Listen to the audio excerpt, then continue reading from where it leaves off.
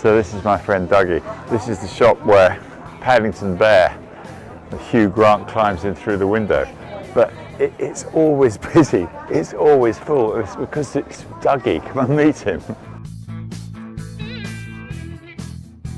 So I always walk past here and it's always full. And I don't understand why it's always full. Well, it's because it's the Paddington Bear Shop, and it's tourism is back since COVID.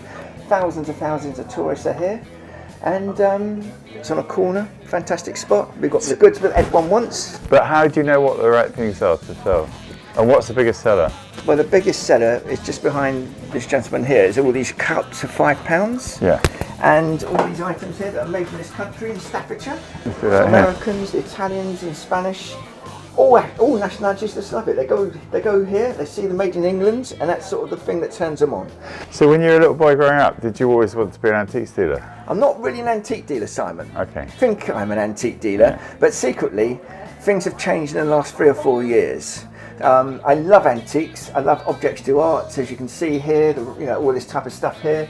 But the antique business, sad to say, is quite a diminishing business at the moment. So are you good at changing? I've changed in the last year or so, since COVID, yeah. So what goes on in your mind? You just think, oh, that's not working out. How does that work in your head? You've got to give the public what they want. Yeah. You've got to give the public what they want. Not everyone comes down here looking for a rhino for £650 or a Lyceum sign for £575. They want something easy, take home, £9, made in England. They can't buy it anywhere else, can't get it on the internet cheaper.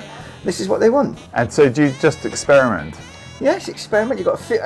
I've been doing it for a long time. Yeah. And you just get a feel, you know what sells. Yeah. These sort of things go off to America, sell wholesale to America. But you just get a feeling what the people want. And how do you deal with the time wasters, Dougie? Well, Simon. How do you get away with being so rude to people when you're such a nice person? I'm not rude. I'd say I'm not arrogant or rude. I wouldn't say I'm abrupt. I'm just tell them how it is. Yeah. Yeah. You've got people coming. But do you think people quite like that? Yeah, I think they do. Yeah. You like me, don't you? Yeah, I do. You tell me how it is, yeah. On Saturday, this is £9. On Saturday, 10 or 12 people on a Saturday will say, "Well, you take £5 for that. Well, you take I pay more than £5 for that item." Yeah. You just got to take it on the chin. As you told me, the first lesson in business, Simon, don't take it personally. And it is stuck in my mind. I wake up in the middle of the night even thinking of that. I should have thought about it 10, 15 years ago. Rule number one. Yeah, rule number one. What? I'm waiting for you to tell me what rule number 2 is, by the way. Okay, rule number 2 Yeah. is don't try and change anybody ever.